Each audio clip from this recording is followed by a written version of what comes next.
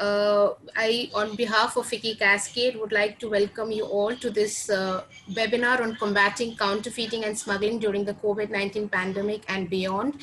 This is our second program on the state series. We started it off last week with Jammu and Kashmir. Today, virtually, we are in West Bengal. We are indeed very grateful for Honorable Minister Shri Sadhan Pande ji to join us today. In order to begin the proceedings of the day, may I request Mr. Anil Rajput, Chairman FICCI Cascade, to please make his formal welcome remarks. It is my proud privilege to welcome Shri Sadhan Pande ji, Honorable Minister in Charge, Consumer Affairs, Government of West Bengal, Shri Deepankar Aron, Additional Director General, DRI, Kolkata, Ms. Mala Banerjee, President, Federation of Consumer Association, Shri Hem Pande, former Secretary, Consumer Affairs, Government of India, and think tank member, FICCI Cascade, Shri P.C. Jha, former Chairman, CBIC, and Advisor, FICCI Cascade, Shri Dilip Chanoy, Secretary General, FICCI, distinguished participants and friends. Good afternoon. We are today living in extremely troubled times. The COVID-19 pandemic has brought development activities world over to a screeching halt. The impact on the economies and societies have been massive, and frankly, no one knows when things will begin to truly look up or get back to the pre-COVID days. What we do know is that the reset button has been pressed world over. This is the result of the supply chain disruption, and globalization has now taken a back seat, with nations increasingly looking inwards to fulfill their needs and requirements. Unlike COVID-19, illicit trade has been wreaking havoc on mankind for many decades. It has caused huge damage to economies and societies across the world. Economies have suffered due to tax arbitrage and resulting loss of revenue, while societies have suffered because of illicit trade, negative impact on employment and consumer safety. In addition, it severely dents the morale of the legal manufacturers and creates a far from ideal situation for nations. Illicit trade is the world's largest growing industry, with an estimated size ranging from 350 billion to 3 trillion according to multiple studies. It represents 10% of the global trade. Therefore, it is a fact that no nation or state is immune from illicit trade's detrimental impact. West Bengal is a big state, both in terms of size as well as population. It shares boundaries with 3 countries, Bangladesh, Bhutan, and Nepal. The smugglers and counterfeiters have always been persistent, especially those from Bangladesh and Nepal. It is my worry that with our recent developments in the relationships with Nepal and China, this route is likely to be used by illicit traders in a greater way, using both standards and unconventional tactics. Therefore, increased vigil by enforcement agencies is required today more than ever before. The role played by enforcement agencies in the state of West Bengal is second to none. If we look at this year alone, they have arrested and seized fake currency operatives, smugglers, and counterfeiters of antique idols, liquor, cigarettes, medicine, and much more. However, it needs to be understood that all those involved in illicit trade see COVID-19 as an opportunity, and they are and will continue to exploit these uncertain times. It is for the enforcement agencies to ensure that no level of complacency is allowed to set in. I had mentioned earlier about the reset button and the fact that nations are today looking inwards for the fulfillment of their needs and requirements. In this context, India can achieve greater heights by focusing the Prime Minister's clarion call of vocal for local, which basically means creation of strong domestic brands, gradual reduction of the foreign product footprint, greater manufacturing, ensuring that the items produced remain within the legal framework, and not only creating top-class Indian brands, but eventually top-class Indian global brands. It is actually quite simple that as more domestically made products penetrate the market, the need of foreign-made goods will gradually begin to decline. And the profits that these smugglers and counterfeiters make by exploiting high demand of foreign-made goods will be considerably reduced. And this will be huge dampener for their morale. I'm delighted that the Honorable Minister for Consumer Affairs has joined us. I'm sure that his views and understanding of this subject will help us to have greater clarity on the contours of illicit trade. This will go a long way in our overall objective, which is to blunt its impact, especially under these very, very challenging and unprecedented times. I look forward to a meaningful exchange of views and ideas from the participants and wish this webinar a very best. Thank you very much and Jai Hind. And now I request Swati to take over the proceedings of the webinar. Thank you, sir. Thank you for your opening welcome remarks. May I now request Mr. Hem Pande, former Secretary, Department of Consumer Affairs and think tank member of FICCI CASCADE, to moderate the session of the webinar and make his opening comments. Mr. Hem Pande, please. Thank you, Swati. Am I audible? Yes, sir, you're audible. Yeah, good afternoon, dear Minister, all the friends from FICCI and distinguished participants, including learned panelists. Indeed, it gives me great pleasure to be a part of this important webinar. Unfortunately, it's being held with West Bengal as focus state, which has been the state where I work as civil servant for almost 20 years. Of 2 decades of my work has been in West Bengal, so it's a proud privilege. I'm grateful to the Minister, Mr. Sadhan Pande, whom I know since my days in West Bengal, late 80s, where I used to be Under Secretary in the state of West Bengal. We used to work together on many occasions, issues relating to protocol mainly. Mr. Sadhan Pande then was an active member of the national party that was the government. I'm grateful to Team Cascade at FICCI India, especially Mr. Anil Rajput, Swati, and Kasifa for their untiring efforts during these trying times.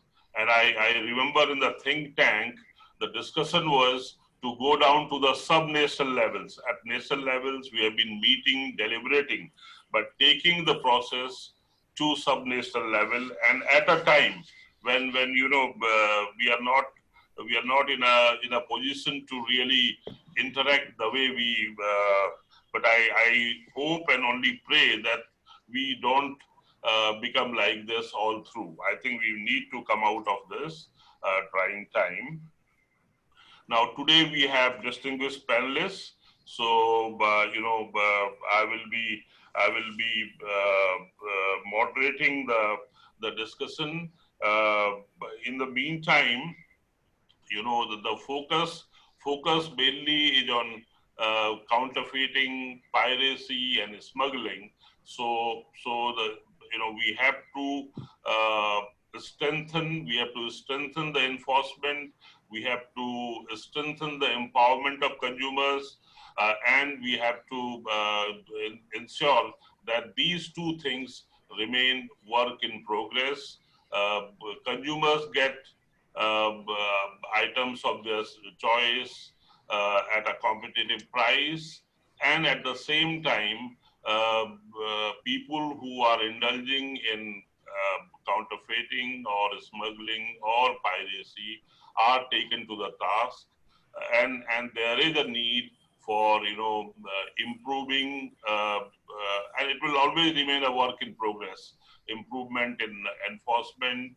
It has to be dynamic, it has to be technology driven, and at the same time, empowerment of consumers is very, very important.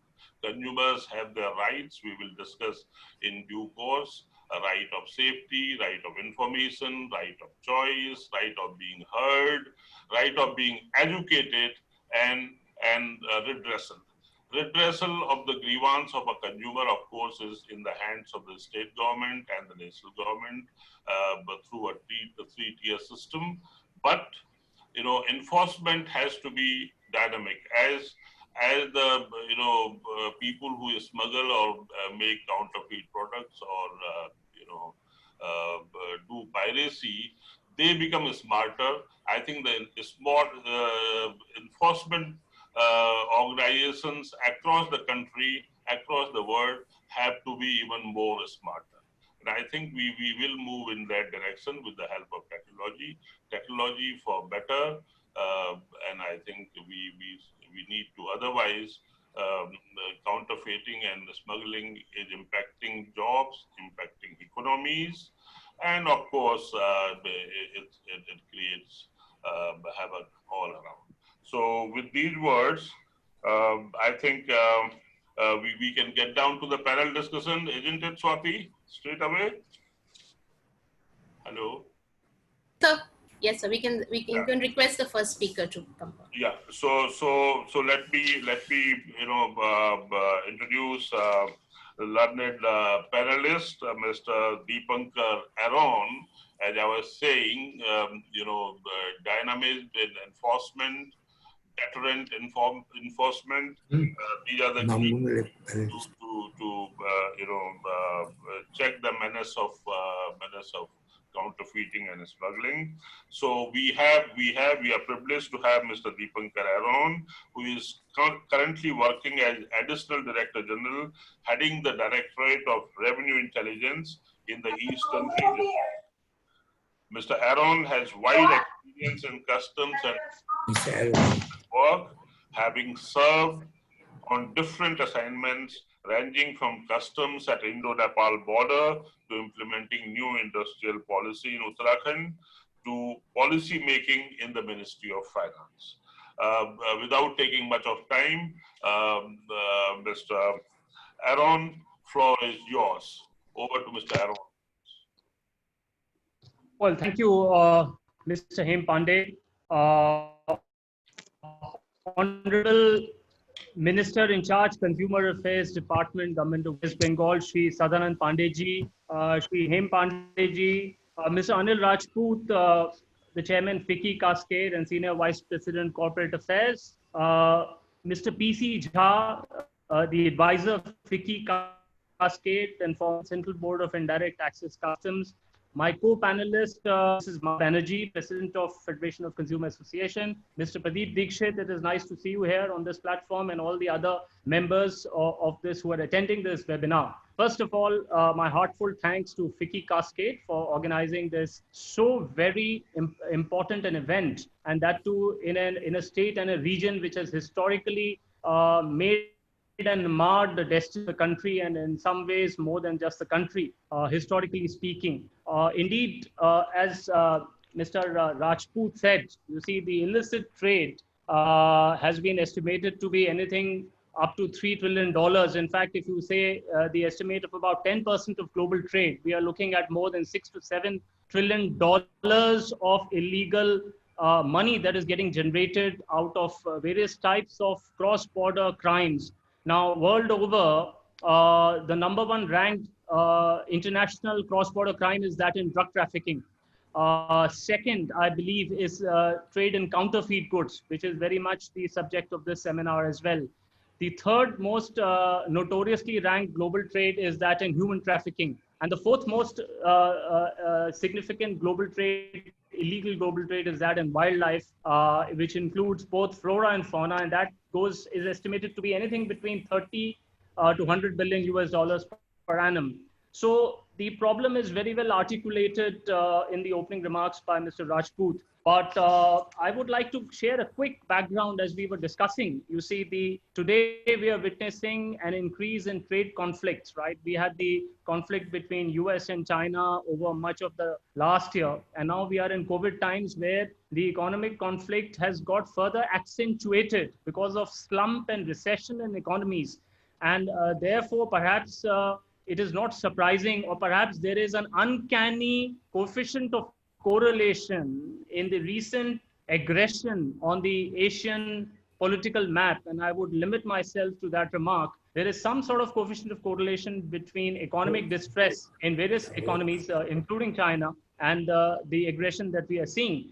And historically speaking, as we were informally discussing, this is not a new phenomenon. If one looks at the history of imperialism globally, and in particular colonization of India, we are all well aware that 300 years back, it was the lure of money, the lure of economic richness, which brought various European countries to the shores of India in the form of various East Indian companies. They wanted to exploit the trade advantages, strengthen their economies, and while doing so, they realized an opportunity, a political opportunity, and that led to the all-famous, well-known chapter of 200 years of colonial saga. And we discussed this in the previous FICCI Cascade seminar, as how countries like India and of course China as well, which were contributing 20 to 25% of world GDP, not just for 1, 10 or 100 years, but for 2000 years. Suddenly at the end of 200 years of colonialism, we were contributing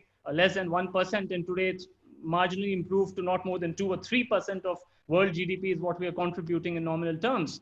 In per capita terms, again, we may be in terms of purchasing power parity in the top 5 economies of the world, but in terms of per capita income, we still rank far below our true potential.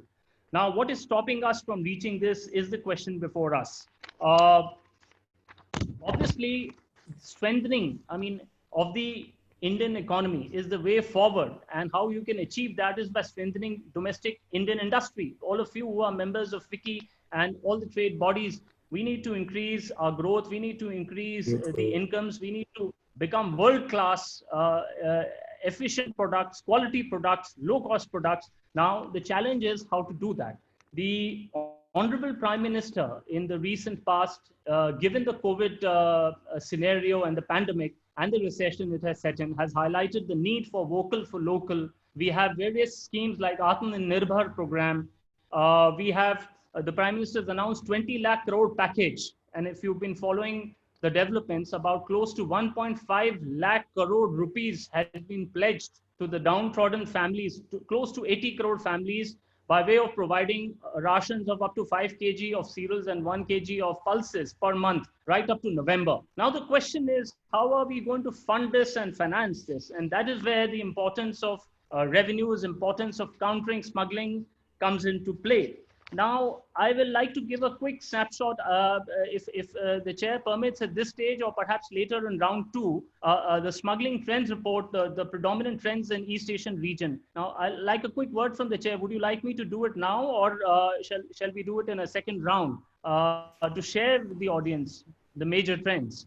So we can do it in the second round where Mr. Right. Pande can ask some questions. Then Thank you. maybe you can share the trends. Yes. Thank you, Swati, for sharing that. So the challenge before us, of course, we are improve and increase the enforcement, which is the work always in progress, as Mr. Hem Pande mentioned. But I think more significant than that is enforcement ideally should not be working at all. In other words, the Indian industry, you see, when we have imports, either undervalued imports, or we have fraudulent exports, or we have trade in counterfeit goods. Why is all this happening? Because the Indian society, led by the Indian traders and led by unscrupulous industry elements, they are out to make a fast buck. They're out to make money because of greed at the cost of, the genuine Indian industry suffering. So perhaps that is the root of the problem which we need to look at. And therefore, any amount of enforcement would be insufficient unless and until we curtail this tendency, unless and until we imbibe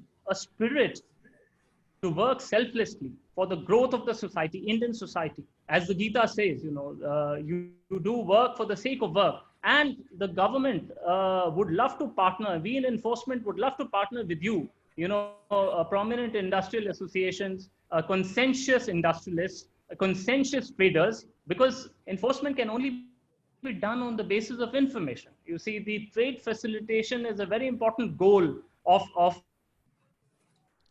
not just Indian government, but all the global governments at large. We need to facilitate trade while securing the trade. So we need to build these bridges of partnership between society, between conscientious industrialists, between conscientious traders, and we need to stem the tendencies for making the ill-gotten wealth. And you see, yesterday was Dalai Lama's birthday, and he turned 85. And in a very interesting interview with Pico Iyer, which was published in Times of India, the answer to all the ills of not just any society, not just India, but all the world, 7 billion people, lies in peaceful progress. As the Honorable Prime Minister said, any kind of expansionist tendencies, either militaristic or economic, are not going to succeed in the long term. India's answer is through peace, peaceful development, but peace requires strength as well. One cannot talk of peace without strength. So I'll stop here with these thoughts, and thank you very much. Thank you, Mr. To Swati, Mr. Rajput, yes. Yeah, thank you, Mr. Deepankar Aron. Before I request Madam Mala Banerjee to speak, Minister Mr. Sadhan Pande has to attend some other important assignment, I guess. So before Mala Banerjee, may I now request Honorable Minister in charge of Consumer Affairs in Government of West Bengal, I think almost for a decade now, Mr. Sadhan Pande has been handling issues of consumer affairs in the state of West Bengal, and let's listen to him share his experiences so far as counterfeiting and smuggling and piracy of goods in the eastern part of our country in general and in the state of West Bengal in particular is concerned. Over to Manyo Mantri, আশা করি আপনি ভালো আছেন, আপনারা সবাই ভালো আছেন। নমস্কার। Over to you, over to Mr. Sadhan Pande. Good morning to all of you. Good afternoon, all the delegates, especially my good friend, Mr. Hem Pande, with whom I have worked.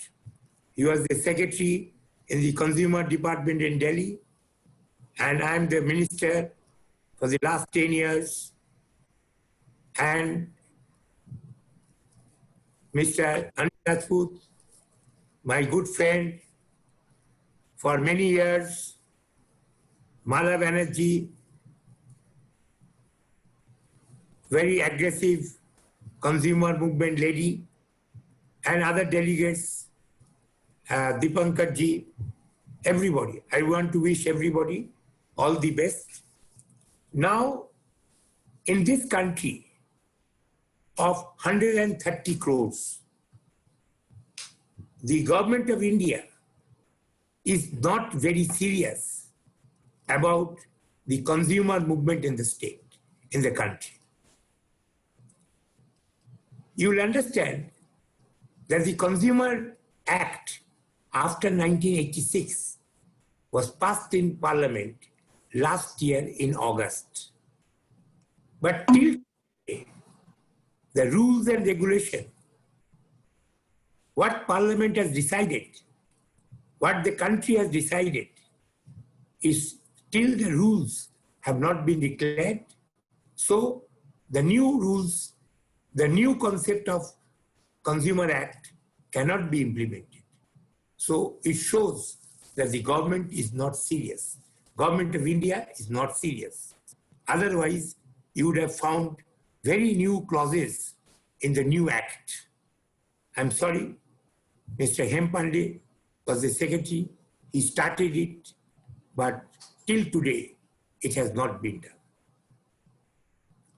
The revenue, the money extended to the consumer department, where Mr. Ramvilas Paswan is the minister, very, very little. So in the European countries, all over the world, consumer movement is very strong. But in India, it is very weak. And in West Bengal is the only state, please understand, it is the only state that food department and consumer department has been separated. And for the last 10 years, I am in charge of the consumer department. Mr. Paswan has written to all governments that please separate the consumer department and the food department. All over India, both the departments are in the hands of the same minister. Mr. Paswan has not left. After giving this letter, he should have said that I will leave consumer department or I will be in charge of the food department. Now, consumer department is not getting the attention it should get. Please remember, all the people in the country are consumers. They are buying, they are purchasing, and they are buying. So they are all consumers. So this significance is not coming. Now, I attended one meeting of this chamber that counterfeiting and smuggling. This is a very big crime which is occurring in the cities, especially for big products. Like in Calcutta, when I asked the enforcement department and my department, legal metrology officers, to raid some places, I found that packages of Tata tea being packed in new packets. The tea is local and the packets are printed. And this kind of things are occurring. Not only for Tata tea, but for various body oils. So the poor people, even soaps, other things. So these are displayed in the footpaths of Calcutta and sold. So we are making people aware that this is wrong. Mr. Anil Rajput mentioned that Bengal is the border for 3 countries. And I will tell you some of my experience that cigarettes bought from other countries which are damaged should not be sold in public. They were displayed in Calcutta Park Street. I raided them, and these cigarettes are smuggled into the country because it comes in the port and it is displayed in Calcutta. And this is marked for Nepal.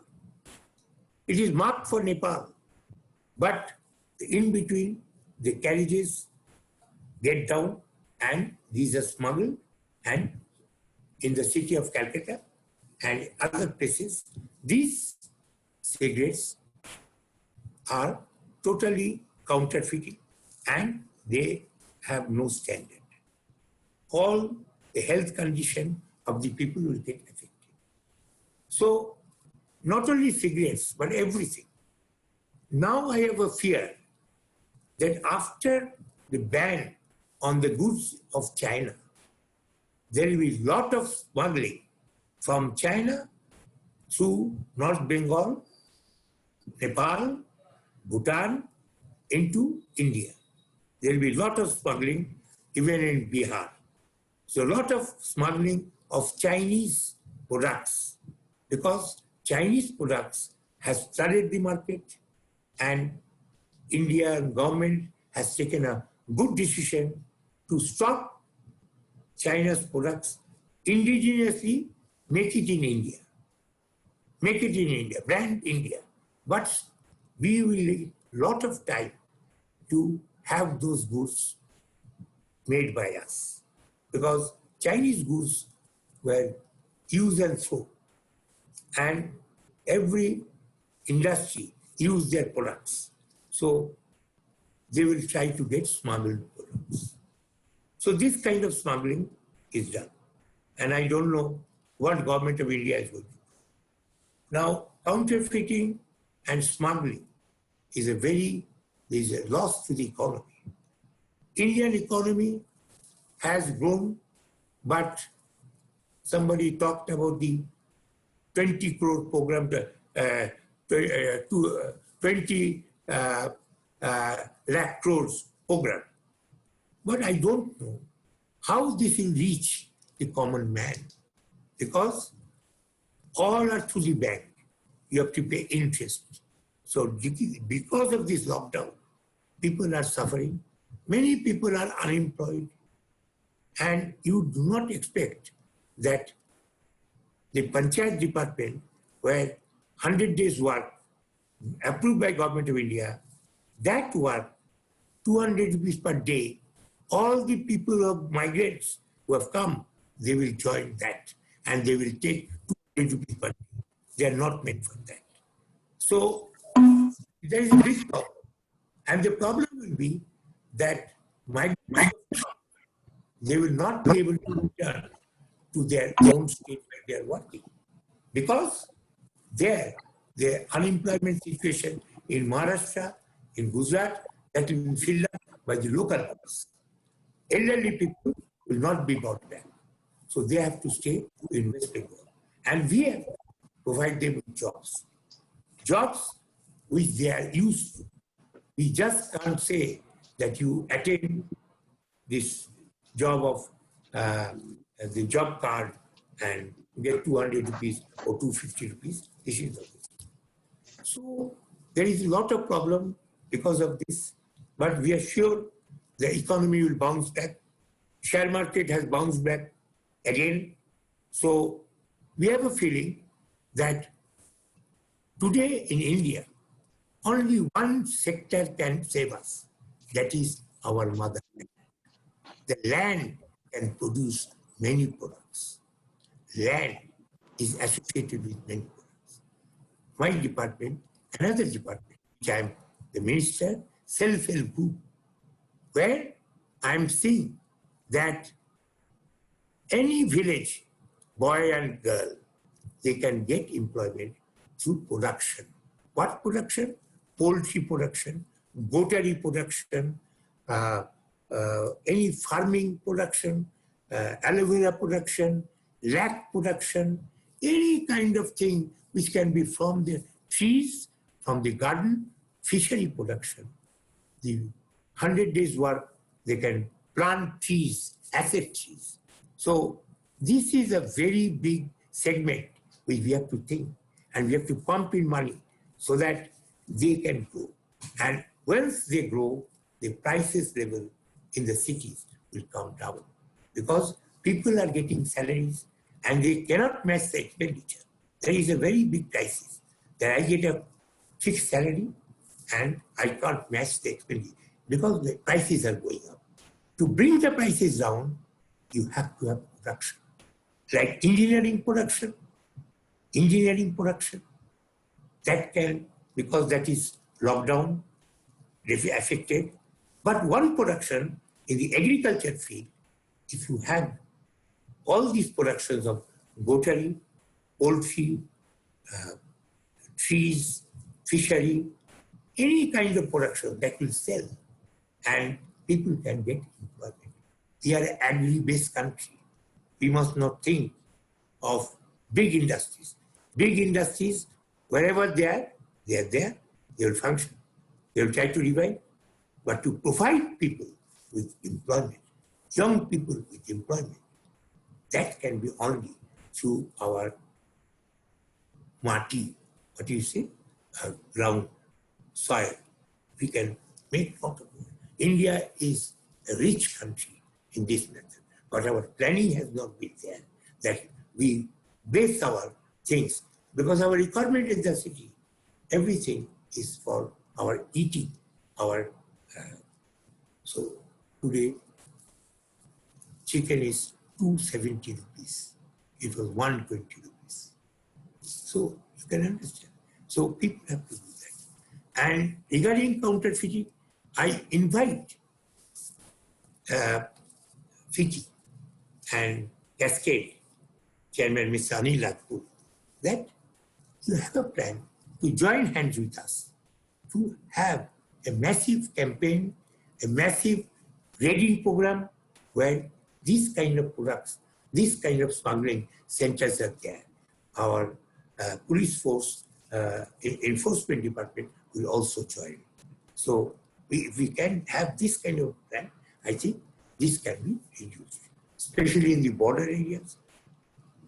West Bengal is a paradise for people. Myanmar is closer, China is closer, Nepal is closer, Bhutan is closer. So it is a center where people can invest.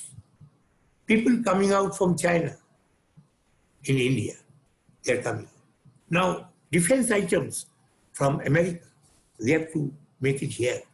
So all these things, every part of the car, the company is making, and you are making, the local people are making the same parts. So you cannot stop because people are very cautious about the price factor. The company makes one thing and the counterfeiting, that means somebody else makes the same thing and they produce the same thing and the car user uses that. So not only car, what I'm saying regarding engine machines, any kind of equipment people are making. You see the pumps of Kirloskar, methyl, all these are original spares, OEM, separate. People are making same thing, and that is being used. So it's very difficult to stop this kind of thing. And in India, I believe that we are one of the masterminds to duplicate any product, international product, and make it here. Suzuki, Maruti Suzuki, thought their parts cannot be. The local people are making it. So our people are quite intelligent enough to make it. So if you call that counterfeiting, it's very difficult to stop that. Smuggling is also there. But today, smuggling will be less. In gold smuggling, it will be more. But smuggling will be less because we have opened up the economy. In our shelf, what you find? All the foreign products and Indian products. People go to the shop and see all the items and they choose one item. And that item is an Indian item. So that was a craze 10 years back that we want foreign goods. There's a craze. But after the economy opened up, that foreign product has to suit Indian standards. And then they will be taken. You have seen McDonald's. They brought their products, not sold. They transformed into Indian. So these kind of things are happening. So I'm very happy that FICCI and Mr. Rajput is a 40 years friend of mine, 40 years. And Mr. Hem Pande is a very, very good person. He came to my department as a secretary and sat with me. What is my requirement? He fulfilled it. I never forget. So these kind of things. West Bengal is very strong in consumer movement. But other states, I have seen very poor. And why poor? Because the government of India is not serious. That, see, one thing I'm telling all of you, out of the topic, you cannot, people have grievances. Generally, people have grievances against the government. Where they should go for little grievance? They should go to the Thana, the police. The police is not entitled to solve this problem. It has to have a consumer movement. Big people, they will try to avoid the poor people. The poor people have one area. And consumer is not only in products. Consumer is everywhere. You buy a flat, don't get justice, don't get the flat properly, the consumer department interferes. In the hospital, the doctors are not giving service, wrong operation, they are caught and their hospitals remove them. So this, please understand, everything under this, you are in the country. You feel that you are cheated. So I receive a lot of letters and I have a grievance cell. The grievance cell looks into all the complaints. Government of India still today do not have a grievance. The new amendment passed August, it was passed in Delhi, would not make rules, cannot notify which parliament has passed. I'm very sorry. I've written to him 2 letters that please, when the parliament has passed something, why you to act? Why your officers are not acting? If something is wrong in my office, I am responsible. I have to reply to the people. So this is happening. I'm thanking all of you. That is a very good thing. I am always with you. Whenever you want me, I'm there to give you the advice. And also, I have joined many programs with FICCI. So, very nice. Thank you. So thank you so much. I'm told you have a busy schedule. So on behalf of all the participants, I will pose few questions on behalf of all of us. But before that, I must congratulate you, compliment you for addressing us today. In fact, it's a virtual meeting, but you were willing to have a real meeting in March, before the lockdown started. You had given you a date. Unfortunately, the lockdown started, so we could not do it. So thank you so much for the virtual meeting. And virtual meeting obviously is not how we want to convey the real things. But then also, the one important thing that you said is to separate the Consumer Affairs Department from the Food Department. And if you recall, when I was secretary, we had written to all the states. Of course, West Bengal had already done it. You are the pioneer in having 2 separate departments. Food department is mainly for the 170,000 crore subsidy to the states, whereas Consumer Affairs Department has not even 0.1% of that budget. So obviously there is no priority so far as Consumer Affairs is concerned, and it's a regulatory department. And now I think for the better of the industry, internal trade has been shifted to the Department of Promotion of Industry and Internal Trade. Earlier, internal trade was part of Consumer Affairs Department. So, because Consumer Affairs Department's primary job is empowerment of consumers and ensure consumer rights.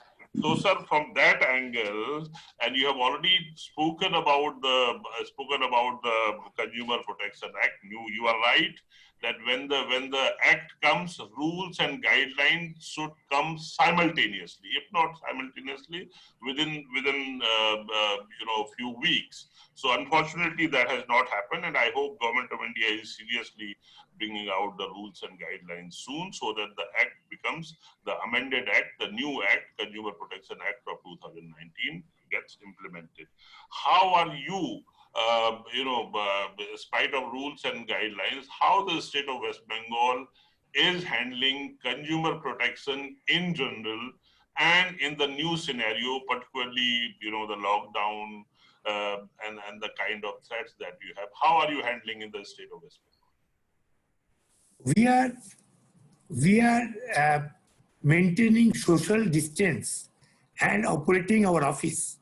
You'll be happy to know that the National Commission branch will be set up in West Bengal, Calcutta.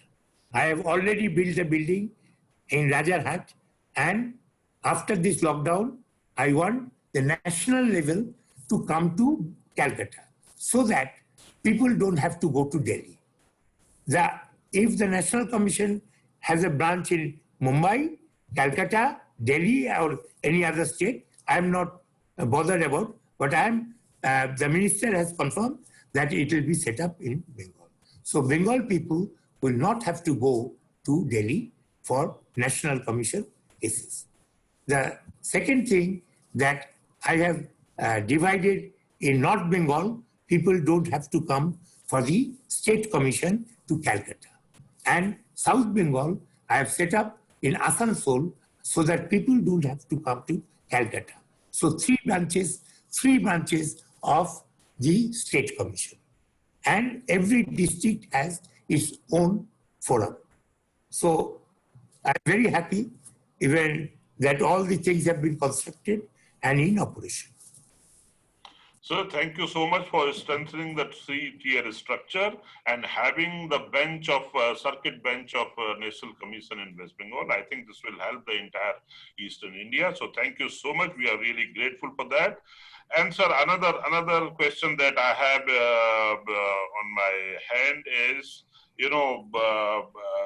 during these trying times, movement of illicit trade, illicit products has increased, and the kind of borders that West Bengal has, Bangladesh, Nepal, of course, everything goes through us, and then comes back, Bhutan, and of course China, and the kind of goods that we get from China. So how are you geared up during this particular time to handle this, and of course in the longer run?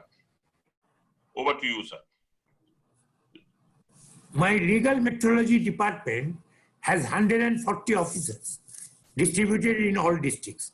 And we have a total meeting with the enforcement department that we'll work together to find out these kinds of smuggling, counterfeiting, everything. But if FICCI or your Cascade supports us, so we can have a special program of taking some young people who will go for raid of the several counterfeiting items so that it will save the industry.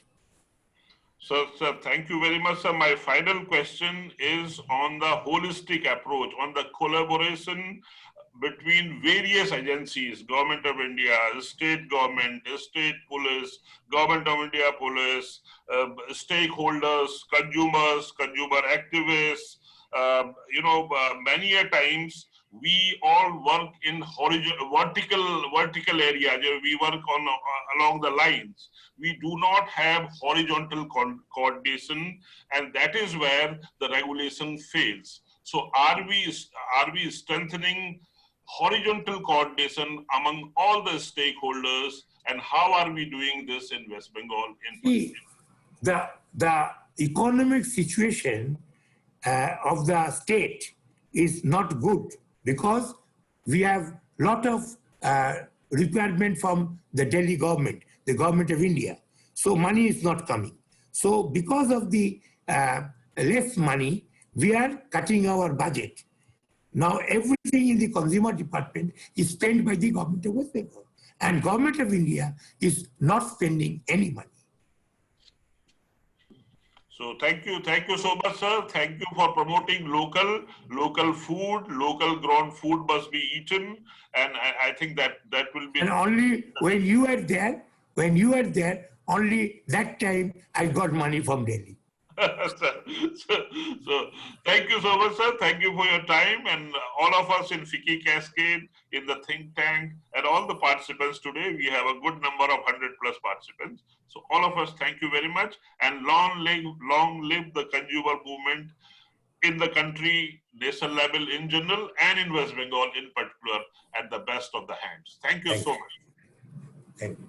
Thank you so much. Thank you so much, Mr. Minister. Now we move on to our another learned panelist who is working with the consumers, Madam Mala Banerjee. Ms. Mala Banerjee is the President of the Federation of Consumer Association in West Bengal. So without wasting further time between the participants and Madam Mala Banerjee, who is working on the consumer protection and fair trade business practices, over to Madam Mala Banerjee. Over to you, Madam Mala Banerjee.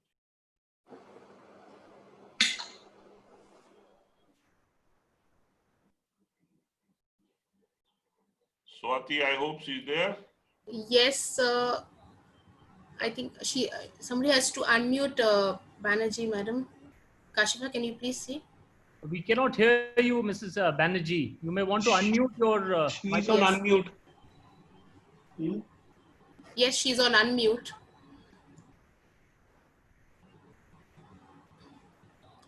Ma'am, if you could kindly unmute yourself.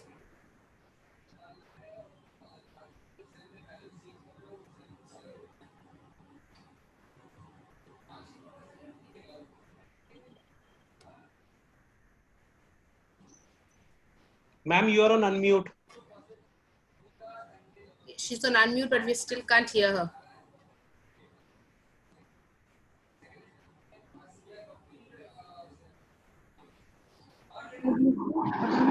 Hello? Yes, we can hear you, ma'am.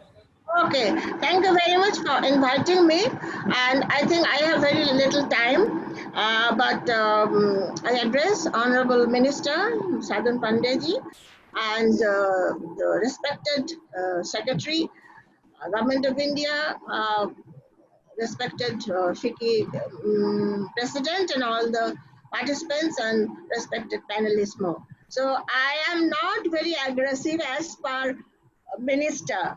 I am to the point, I am active, I am energetic, and I am neutral. And we are voluntary for last 30 years, not 20 years, not 10 years, 30 years. We have been doing with our network, huge network in West Bengal with mission and vision. Moreover, just I want to tell one thing, that one correction. Consumer Department in West Bengal been separated since 2002, not 10 years. It is almost 18 years. So we were the first in India, we and the Lakshadweep, because I have huge experience, because I do not get transferred. So neither I am retired. So this is the point. Now next is to the point, smuggling, counterfeiting, combating with smuggling, counterfeiting, this with the context of COVID-19. So I have to be confined, I have to confine myself in the China product. But the first allegation, not allegation, grievance, why this Zoom, why not Google? Zoom is China app. We want to boycott all 69, 70 apps. So why Zoom? Zoom is dangerous now because most of we receive complaints. Zoom is dangerous now because it is China, and we apprehend that most of our, there is a chance to be hacked and bank account will be zero, whatever. But smuggling and counterfeiting, with respect to COVID, the China, we are very much dependent on China products. There is no manufacturing, there is no commercial aspect, anything, and mostly we are dependent on toys, wristwatch, and blah blah, mobile, IT, spare parts, mostly everything on. So what are we doing? I am not the person to talk about the problems. Problems everybody knows, but I am to solve the problem. How? The immediate, because it's a high time to take up the initiative by the business, by the manufacturers, by the producers. How we have to immediate start MSME sector to the unemployed youth and to other small scale industries and middle industries immediately. That step should be taken in war foot. So this will be done, and this is the only solution. Otherwise, all other solutions are long run. It is a long journey. I know it takes time for paperwork, for other administrative work. But this time we have to work on war footing. We have to activate MSME sector very soon to avoid more and more smuggling, more and more counterfeiting. Because one advantage is there: smuggling products and counterfeiting products, they are affordable price, because generally consumers we have very limited financial strength, most of the consumers. So we incline to the foreign goods just mentioned by Honorable Minister. So we have our right to choose. We must boycott Chinese goods first, number one, to control this counterfeiting and smuggling for this COVID purpose. COVID is a massive setback. So at the same time, we have learned that we must be self-reliant. India is not at all self-reliant, and China knows very well that India, without China products, economy will be hampered. But my point is, today we have not much time. So my point is different. My point is, we import not very, lot of things from various foreign countries, but we export little bit, much less than import. So financially, we will not be much hampered, but China will be much more hampered. Only soldiers and the fighting and war will not damage China. China is to be damaged by economies, by finance, by business. So only way, so far consumer movement is concerned, that is boycott. Boycott is the very important item in consumer movement. So we must boycott China products, China ingredients. Some things we compile here, but the ingredients and the spare parts all are from China and different other countries. So we must boycott. It is our mission, and it should be our vision to stop this type of unfair trade practice. This should be rigidly followed, and moreover, our government machineries are very strong. I have full faith on government machineries, all the statutory bodies, those who are involved, and our minister, both from in Delhi and in West Bengal too. I am a neutral person. So I admit that this is possible. It's my suggestion to FICCI to take it seriously, that to boycott China products and to take initiative to activate MSME sector, so that it will help both ways. One is to damage China's economy, another way to help our Indian economy to be enriched. So mostly smuggling and counterfeiting. Who are those who are backdoor dwellers? This is unfair trade practice, and these are affordable price. The price is a factor. So India should take MSME sector, which can be uh, promoted by business only. And I hope this meeting will be successful only then, as our Honorable Mr. Shadunda rightly pointed out, that this should be taken up immediately. So I will not I will not lengthen my lecture. This is not the time, neither the platform to deliver lecture, but this is a to the point, very effective point to enrich ourselves, to stop counterfeiting, smuggling in the context of COVID. Thank you very much. Thank you. Thank you, Madam Mala Banerjee. London panelists, please stay. We will have some questions on behalf of the participants. So first, let me ask Madam Mala Banerjee, President Consumer Association, whether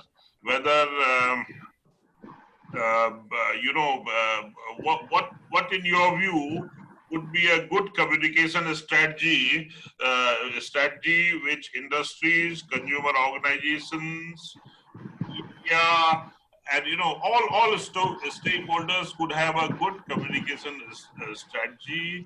How can we strengthen the empowerment of consumers? How can consumer become more smart? How can the enforcement be dynamic and smart? And industry, and how can we get the support of the industry? So all of us coming together, I think will definitely impact the challenge that we have of counterfeiting. How best we can come together, setting our verticals. Hello. Again, God. Yeah, Madam Mala. Yes. Again, back to the square one, because we are always together with ministry, with business, with everybody, because it is not a single job. And moreover, we are voluntary workers. We do not get fund, we do not get anything out of any ministry. Anyway, so the best way, this is the one of the best way, but we can reach very few people, because we have to reach to the grassroots. We have to reach to the grassroots. If we reach to the grassroots, then only, if we reach to the grassroots, then only we have to organize meeting, which is not possible at the time. And from our Federation of Consumer Associations West Bengal, we have already started with our little bit funding by speaking on each and every item on YouTube, on TV, and we attend all the video conferences and video calling, etc., etc. But we cannot reach to the absolute grassroots. These, IT sector cannot. Yes, mobile is a largest penetrating technology in India, but that mobile is only receiving phone and doing phone call. But this smartphone, it is impossible to have everybody's hand in remote areas, and neither in the, and they don't know how to operate it. Under the circumstances, we can jointly, or if you entrust us, we can do it through the TV. TV is the obsession of general mass. In TV, if we speak 20 minutes, it will reach to the absolutely remote villages, because people are obsessed with TV, serial, and all, this. I'm not talking about the first layer TV. The second grade TVs, the cost is not that much, so we can reach there. So this is the answer. Otherwise, what is the answer right now, I don't know. But whenever you will call us, whenever we ask for any help, either government or from any organization, and they call us very frequently, they call us and we join. But this is the hurdle, COVID. And that is you. why the TV is the only answer. Thank you, Because Madam Banerjee. this is not. Thank you very much. How about asking for the bills of transaction, Jago Grahak, Jago campaign of the government of India? How are we? Where are we on that? The multimedia campaign, is it impacting, or there's a need for review? And how is on the bill part? Because if we transaction bill, use of plastic money has come. So has it improved the situation in general? Yes, of course, improved. But India is a 135 crores population. To reach everybody is not a matter of joke. And one more thing is, yes, we have some impact definitely in the urban areas, in the metropolis, everywhere. And cost and price is definitely a factor. So in cheap price is required. Pricing is the main factor in India. So we do not consider only Calcutta, Delhi, Bombay, and few. We are very handful. So it is not our desire. So we have to reach there. So yes, it is a spontaneous and a continuous process. Continuous. Any awareness program is a continuous process. Public memory is very short. We have to hurt. We have to tell them repeatedly, and it will go on and go on. Some people say awareness, is not required. I say my 30 years experience. Yeah. I say with my 30 years experience since 80, then that time there was no act. Then 86 act came, then perpetual 3-4 amendments were there. But with experience that the awareness is at most important, because public memory is short and the affordable pride is a factor, and government can do something but can't do everything. With our help, we have to proceed. We cannot stop anywhere, and there is no end. Today, COVID, tomorrow another thing, it will be a perpetual thing. So we have to be very well equipped all the time. So these are the answers. Thank you, Madam Banerjee. Keep up the good work on consumer empowerment. Rural consumer will always remain a challenge. The throwaway culture of the urban consumer, I think, we need to learn. The throwaway culture should not reach in the consumers of the rural area, and we can start with the local food. That will help the local farmers. If we eat local, it will have the least carbon footprint also. And I think there are many good things, but challenge will remain. I think that knee-jerk reactions will not help, I guess. So thank you very much for working on the field of consumer empowerment. Mr. Deepankar, Aron, are you around? So can I ask you? Yes. Yeah. So how far the enforcing agencies such as customs, DRI successful in eastern part of the country, particularly in West Bengal, in detecting illicit products, and what are the hurdles faced by you all in because West Bengal has a seaport, again a long riverine area and international borders. Land border, long land border, porous border. I have worked as DM Nadia, district magistrate Nadia. I know 265 kilometers of that particular border itself used to be very difficult. So please, your take on this. Thank you, Mr. Hem Pande. I think you've set the ball rolling by rightly saying that this eastern, and I would include northeastern region as well. You see, it's very important to realize that the Indo-Myanmar border, which is more than 1,000 kilometers, and Indo-Tibet border, Indo-China border, also directly impacts the eastern region, because all the smuggling that happens through the Burma border into Manipur or Mizoram eventually culminates into North Bengal, the chicken neck corridor, as we say, 23 kilometers of stretch, which links northeast to mainland India, and recall the Doklam crisis, but that's another story. So it has to, all the goods which come from that side have to eventually come into mainland. So we share the border in this region with 5 countries. It's not just Bangladesh and Nepal, as you rightly said, it's Bhutan, it's China and Burma. And if we look at the trends of smuggling, I'll like to quickly, in fact, take this opportunity to brief the distinguished members of this seminar with what kind of enforcement action, as Mr. Pande, you rightly asked me to elaborate on. Now, let me start with some quick figures. If we look at gold smuggling, which is rapidly increasing over the past few years, in last 1 year alone, we have seized close to 570 kgs of gold worth 220 crores. And for the benefit of participants, I would like to mention that I have shared an exhaustive trends of smuggling report with FICCI. And I would be grateful to FICCI if they could share that and disseminate it widely, not just amongst the participants of this webinar, but may also consider disseminating it other platforms so that this information spreads to larger people for larger good. So 570 kgs of gold worth 220 crores has been seized by DRI and our allied formations in this region in last 1 year alone. And if I look at last 3 years, the amount of gold seized would be in excess of 1500 kgs, valued at more than 500 crores. So that's straight revenue to the government exchequer that we have contributed. Foreign currency remains a very important area of concern as well. We have seized foreign currency worth 30 crore rupees in last 1 year alone. And many a times we've had very amusing operations where a herd of 5-6 carriers are carrying the smuggled foreign currency through the airport or through the train. We have now connectivity, not just through air and sea, but through land and through rail as well between India and Bangladesh.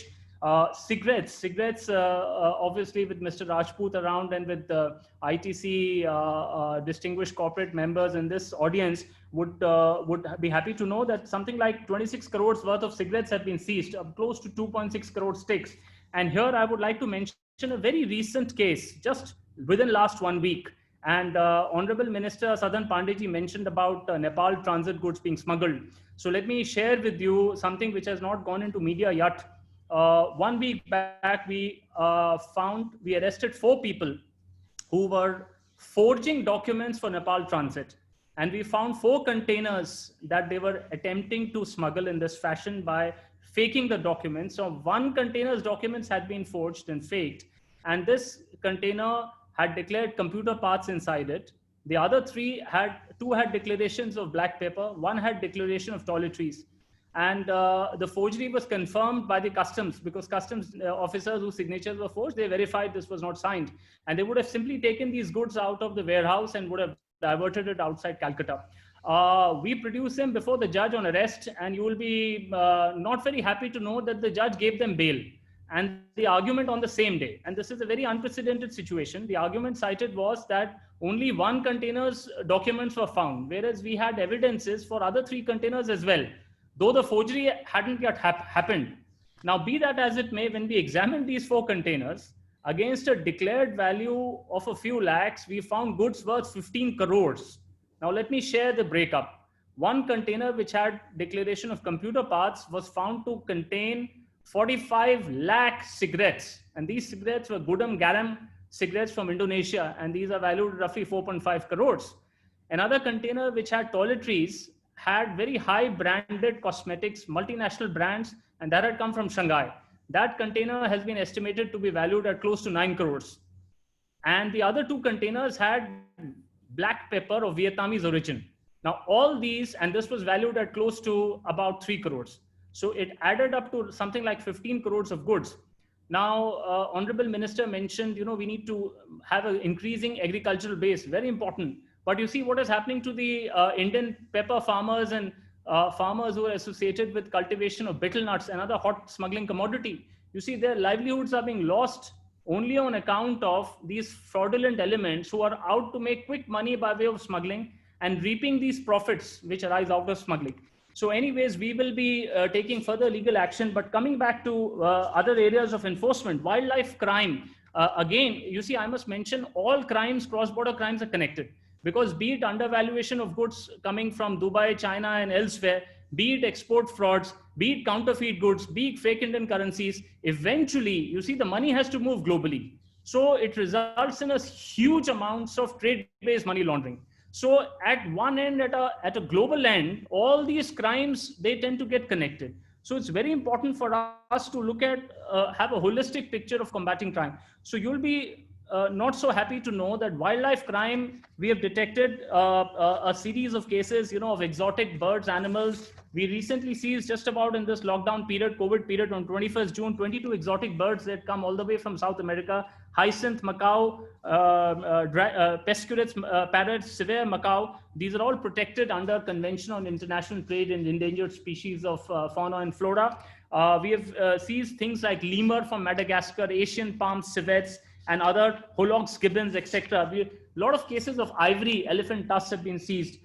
Coming back to diversion of Nepal-bound consignments.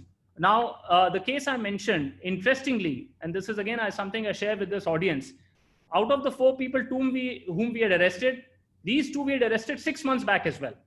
So you see, there's an element, there's a tendency amongst the traders, amongst the agents, and supported by I would say the richer businessmen of the country, to make this profit, to make this illegal money again and again. So we have seized 180 metric tons of black pepper in the last 1 year over several consignments. Now, narcotics, we have done close to 78 crores worth of narcotics, mostly ganja, yaba tablets, etc. They have been seized. Now, coming to the most important part from the perspective of this conference, part of enforcement action, which is commercial frauds. Now, trade-based money laundering, as I mentioned, is a very increasingly big concern. And you will be surprised to know that DRI busted a major scam in the last 1 year. Which involves... Thank you, Deepankar. I think I'll just take a minute more. My apologies. I'll supplement the question, Okay. so that we focus on the COVID time also. The health illicit trade of those. If you give me a minute, because these statistics are very revealing, but I'll leave it to you. Okay. Come on. Another 2 minutes. Yeah, please. If you give me a minute, very important for the participants to know. You see, 2,200 crores is close to $400 million worth of fraud has been detected, where precious stones were being declared as being imported from Hong Kong, whereas these were rough stones which were being junked on road. We have arrested 14 people in the scam, and 2 people we have detained under an act called Coffee Pusa, which is Conservation of Foreign Exchange and Prevention of Smuggling Activities Act. Now imagine this kind of money going for nothing, money for nothing, a famous song, to Hong Kong and Dubai for funding other illicit activities. Now, these companies which did, there were a whole host of 47 companies spread all over India.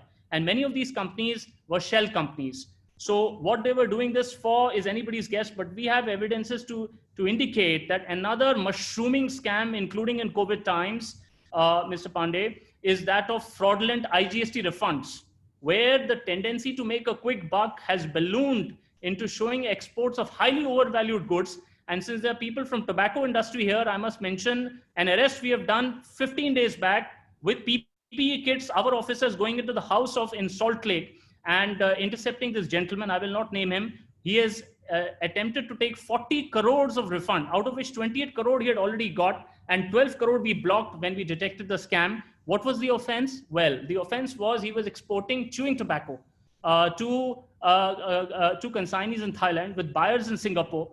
And on examination, we intercepted live consignments. You know what was found? Mouth fresheners, which were valued at something like 35 to 40 rupees a kg against a declared value of 3,000 rupees a kg. Now, scams like these, unfortunately, are mushrooming. It's not possible for government to start checking every container during export, because the exports will come to a standstill.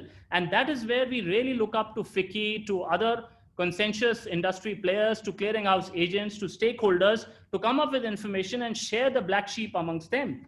Apart from that, we have a lot of cases of abuse of SAFTA, South Asia Free Trade Agreement. And this is a very, very important concern in COVID times, which directly impacts the Indian industry. Because attempts are being made, let me just give quick 3 examples. We have had palm oil and soya bean oil, for which Malaysia and Indonesia are known to be great producers globally, sending the goods coming from there, but masqueraded and shown to have originated in Bangladesh. So they've shown fake value addition of, say, more than 30%, which is required in terms of the free trade agreement. But in reality, it was not even 10%. 270 crores was sought to be evaded in the scam by certain Indian importers. Canola oil, another interesting product, which is a genetically modified crop, which originates in Canada. Now, these goods again were routed through Bangladesh, and we have a scam involves duty implications of 52 crores. And finally, the last case study I'd like to share is that of ready-made garments. You know, Indian garments are famous world over, whereas we had this case of a major retail company. This was covered by press. I would not like to name the corporate. It's a well-established brand. They've evaded 15 crores of duty on ready-made garments, shown to be of Bangladeshi origin, but our investigations indicated that a lot of free raw materials which had come from UAE and China, their value was not included. And had it been included, the value addition in Bangladesh would have been much lower than what was required. The chief financial officer of this major retail outlet in the country has been arrested in Bengal, and we arrested him, DRI, and the High Court directed the company to pay before the bail could be considered, and they paid up full 15 crores. In conclusion, I would like to say in one line, we are facing a humongous challenge for Indian industry to flourish, for India to reoccupy its rightful place on the world economic map. We need to empower our industries. As Mrs. Mala Banerjee said, MSMEs, our enterprises have to flourish, but they cannot unless and until this tendency to import and misdeclared values, to gain money by illegal exports, to launder money, this tendency of human greed amongst us Indians only, amongst our corporates only, amongst our traders only, is firmly curbed. We seek your assistance because good information is valued by DRI. It comes from people like you from society. Thank you very much for giving this opportunity and for organizing this event. Over to you, Mr. Pande. Thank you, Deepankar. In fact, you've answered my part of the second question. What are the top sectors where smuggling is taking place, how it takes place, and things like that. The second part of that question, I must compliment all enforcement agencies that despite many odds, one is working very hard professionally with renewed vigor, but still there's an impression that our actions, our regulatory actions, our enforcement actions are more reactive, knee-jerk reaction. When could we have a fear of unknown that I have 100% chance of getting caught if I indulge in anything which is not permitted? How are we moving towards that direction? Particularly with use of technology. Today we can, at the time, you and I, you are in your office, but I am sitting in my home and we are talking to each other. If with this kind of technology in hand, can we go further miles, or we keep on banking on the empowerment of consumers, local production, and it's an open world. But can technology help us, and are we moving towards a proactive direction, towards we are avoiding knee-jerk and reactive actions, or are we concentrating on the big fish, big catches, wildlife, drugs, and illegal arms, currency, fake currency, and things like that? The big ticket smuggling and big ticket counterfeiting. So, what are your take in a quick 1 minute, please? Thank you. No, I strongly feel that obviously enforcement cutting across organizations and cutting across departments is a work in progress. And it just doesn't concern government departments or agencies alone. As I mentioned in some of the cases which I just discussed, it involves the judiciary, it involves the traders, right? So, I mean, what will happen if the persons are not getting prosecuted, or what will happen if the bails are coming far and easy and, very easily? So therefore, as regards, I would partly disagree that knee-jerk reaction, in DRI, you see, when we get a smuggler and when we get a statement and when we have evidences, many a times the fear of, DRI summoning is enough for the person to spill beans. And our record, as Mr. Rajput mentioned, obviously we are a limited agency, being an intelligence agency, shows in terms of the performance, we are an invisible agency, but with visible results. However, how can you be strengthened? What is the way? How to strengthen the capacity of DRI? You see, DRI is an intelligence agency, and intelligence agency gives the inputs, we do action ourselves, we give inputs to other field formations. But at the end of the day, Mr. Pande, to answer your question, You see, we had people like Jagat Seth 300 years back who connived with the British, who had a smuggling tunnel from their house to the banks of the Hooghly, where the diamonds would be ferreted out. And with that illegal money, you see, so this problem is something which is not a problem of today. You know, we detain people under coffee posa. Now, to give an example, one of the most notorious smugglers of gold, against whom we had 20 cases involved in smuggling of 400 kgs of seized gold from them, we put them under coffee posa. You see, they went to High Court, they went to Supreme Court. High Court quashed the order, Supreme Court quashed the High Court's order, saying it was an order which was not good in law. And yet again, they moved another plea before Supreme Court, and the Supreme Court, and this is a preventive detention, mind you. So you spoke of deterrence, you spoke of fear of law. So we need to strengthen the entire law enforcement mechanism in society, which is not confined to the executive, which involves judiciary, which involves the society also. You see, 130 crore people, as Mrs. Banerjee was saying, you see, no amount of police, when it comes to a theft or a robbery or a traffic violation, ultimately, you see, we need to inculcate the civic sense also. We need to inculcate a sense of conscientious behavior. We need to inculcate a sense of, you know, moving away from greed, because God gives enough for our wants. So it is a work in progress. I think all stakeholders of society, of government, of judiciary need to join hands to make this a success. And this is a problem not alone to India. It's a global issue. It's not that smuggling doesn't happen in China or in USA or in Japan. It's probably as old as human civilization. But yes, we need to strengthen our resolve. We need to have more cooperation with various, as somebody mentioned, horizontal linkages, right? The law enforcement agencies need to talk to each other.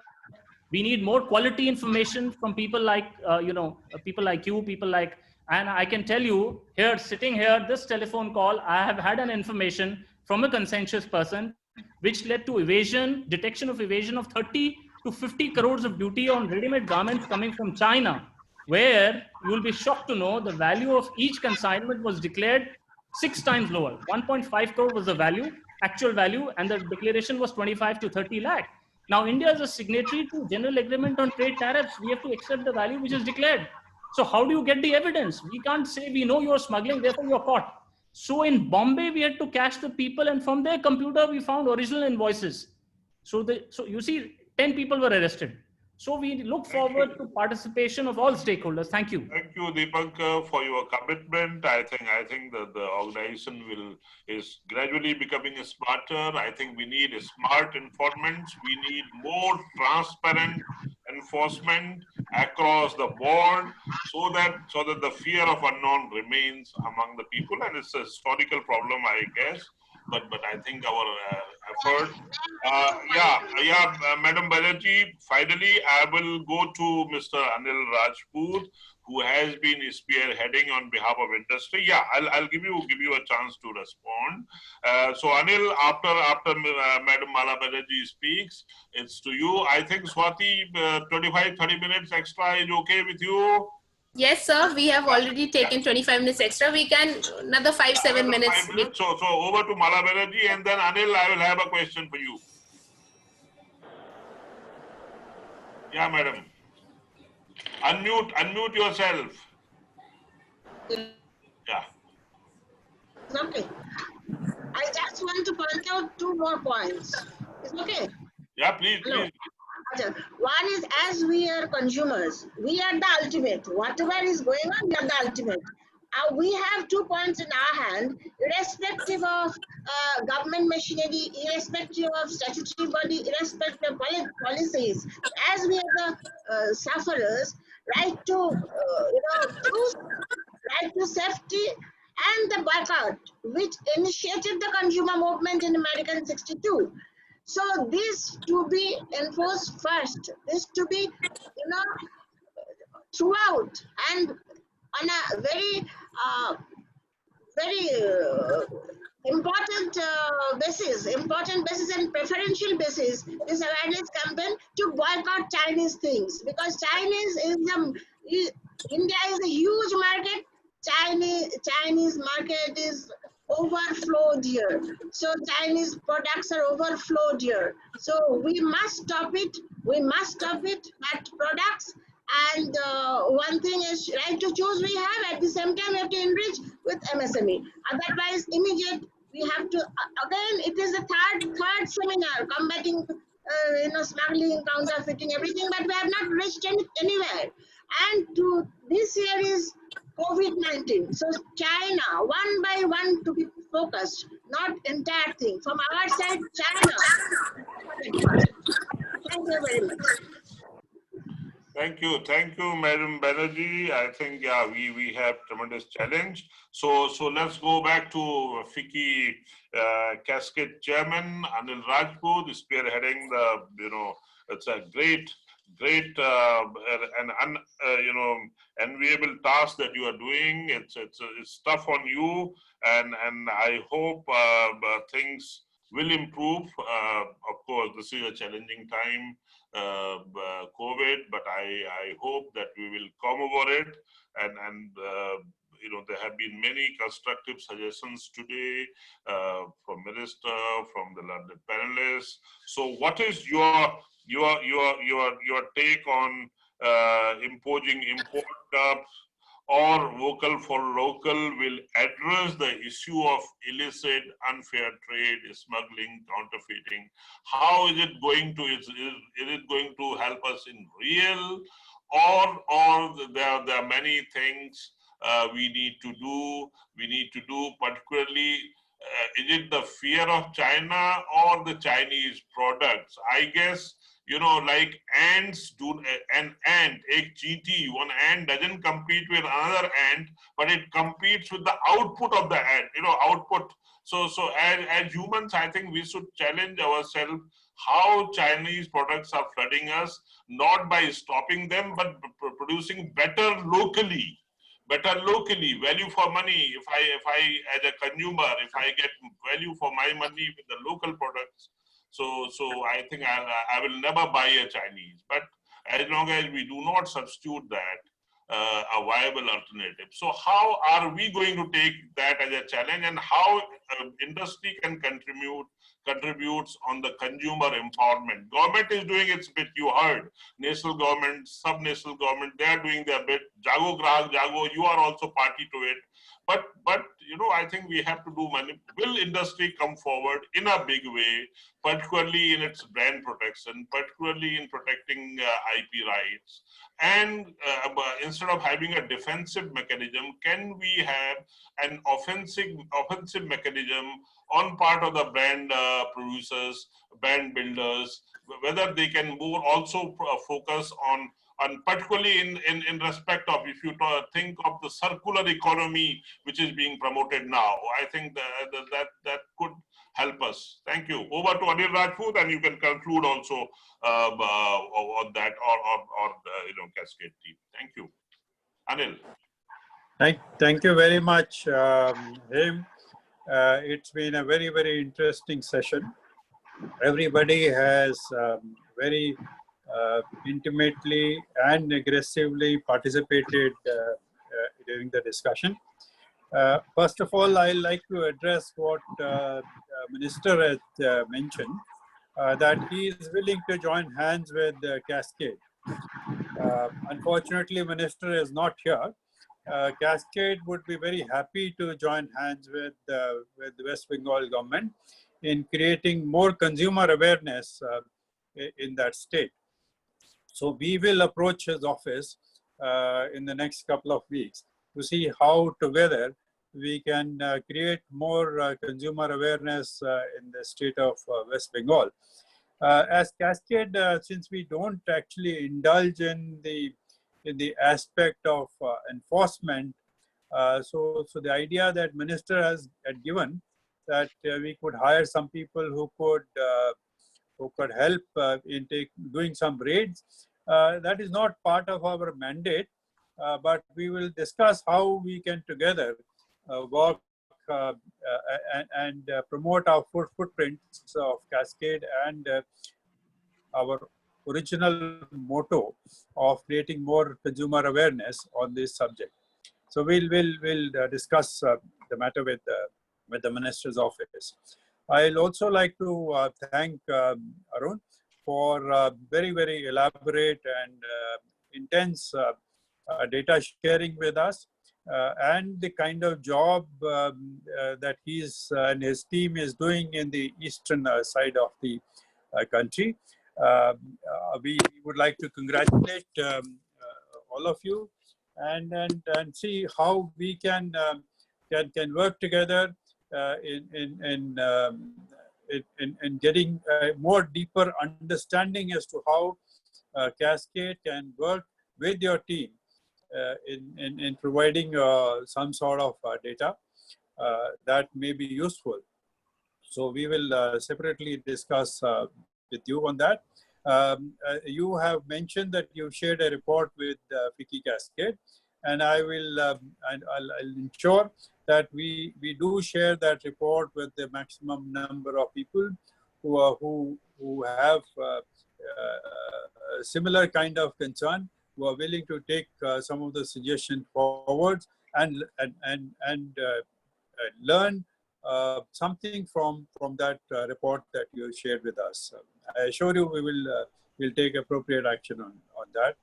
I'll also like to mention what Ms. Banerjee had mentioned, and we'll separately engage with her as to how we can create more consumer awareness through her body in that state, because that is one aspect that I'm very passionate about, because ultimately it is the consumer who is the king, and consumer is the only one who can decide which product he wants to buy. So therefore, there is a onus on the manufacturers also, as Ms. Banerjee has been mentioning, to produce products through our MSME or the other manufacturers who can fulfill the needs of the consumers. And Hem Pande has also been very vocal in saying that ultimately the consumer has to find value. Unless he will find value, he is not going to buy your product. You see, to give value to consumer, I think at the end of the day, there are two very important fundamental points. Government also has to be conscious about this fact that industry in India has to be competitive. For industry to be competitive, there are many costs that are currently there on the industry, which have to be reviewed, looked at to ensure that industry is competitive in the country. And I think this is the first time where Prime Minister himself has called for vocal for local, and I'm sure going forward, you will find that he will take several steps which will actually make Indian industry competitive, whether it is in terms of land, whether it is in terms of labor, whether it's the laws of this country or the capital cost. All these issues have to be addressed going forward for Indian industry to be competitive. On the other side, Indian industry also have to invest in creating a very, very strong R&D, because unless we decide to make investment in R&D, we cannot become globally competitive. For global competitiveness, research and development, innovative product, focusing on the needs of the Indian consumer is an extremely important task.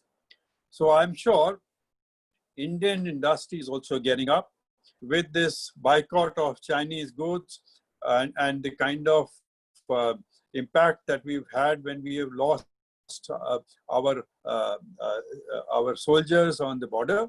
The sentiment is definitely towards buying local goods. And going forward, I'm sure Indian industry will also rise up to this challenge. The most important aspect that I want to share with all these people who are listening is that at the end of the day, the future will belong to the people who will own intellectual property. India has to create intellectual property going forward. It must reside in India. If intellectual property is not with India, we will not be able to become global Indian brands. So therefore, going forward, you have to create intellectual property. You have to create strong domestic Indian brands. You can only become global brand if you have strong domestic brands. So the Prime Minister's call for vocal for local, very apt, important, and very, very critical for India's future growth and economic independence. I'm sure we all together can achieve this, and I am sure all my industry colleagues will do everything possible in their hands going forward. Thank you very much for giving me an opportunity to share my thoughts. Thank you, learned panelists. Thank you, Honorable Minister. Thank you, participants. We went up to 100 plus participants. Now, obviously, after 90 minutes, it has come down to 60. Anil, thank you very much. Swati, Kasipa, and I think Anil, what you finally said about the intellectual property, may I suggest? I think it was to come out in one of the last buses. May I suggest? Can we work towards towards a technical, tech-savvy, central intellectual property security force, where horizontal coordination with the help of technology is at the best, and human subjectivity, knee-jerkness goes away, and something which is tech-savvy, and where a corpus can be created by contribution from the big brand owners, and of course,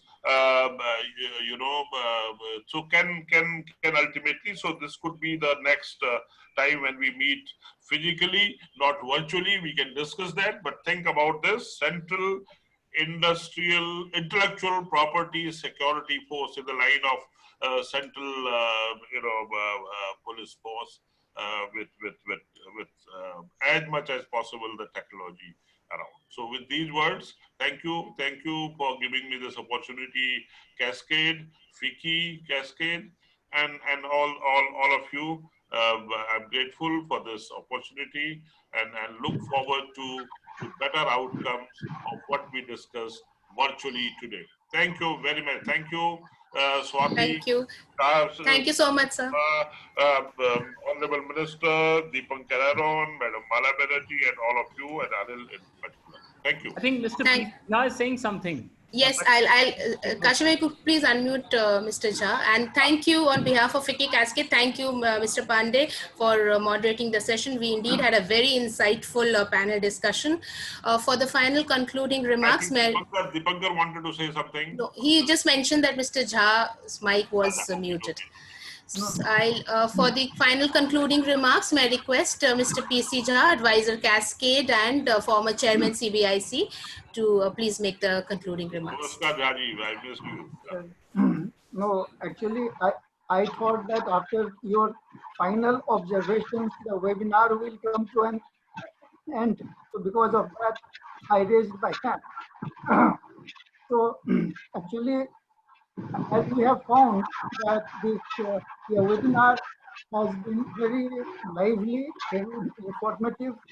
So much of time has been spent about the problem of smuggling in the northeastern part of India. So many aspects which are related to the consumers, and we have also found that Madam Banerjee made a strong plea against all the imports from all the imports which we get from China.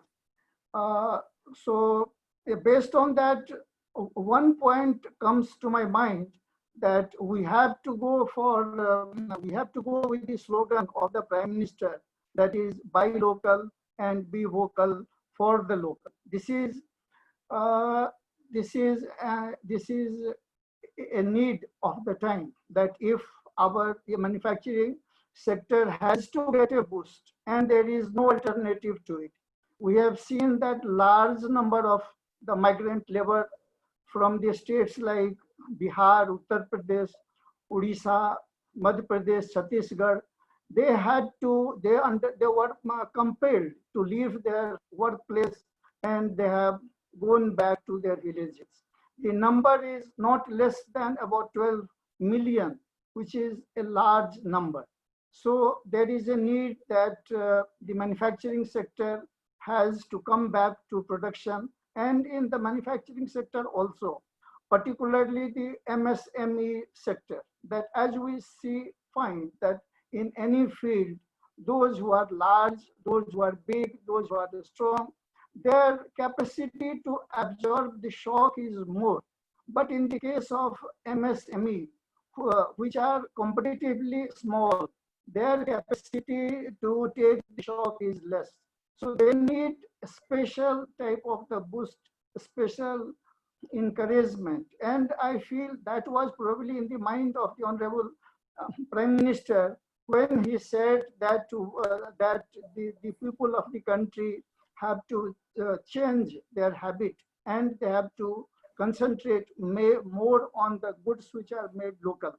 But here I must express a word of caution that we can't go about it in a sentimental way. We have to be practical, we have to be pragmatic, because as we know that the large quantity of our imports are the raw materials, they are semi-finished goods, they are machineries which are required for the manufacturing. So we will have to make a distinction that this call which is there for buying the local has to be limited only in respect of the ready to use goods, the goods which after import they do not need any further value addition, any further production. Those goods we have to buy only such goods which are made in India. So firstly, we have to make a distinction on that point. The second point which I want to make, that so far in the cascade, our message was that our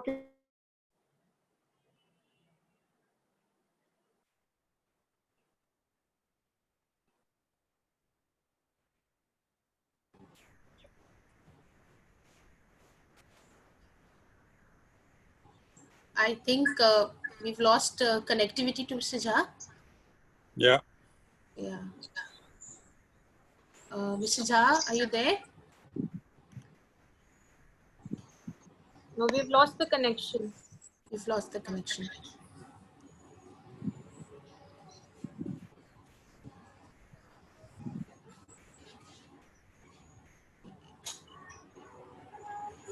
His phone is also not reachable. There's some network issue. So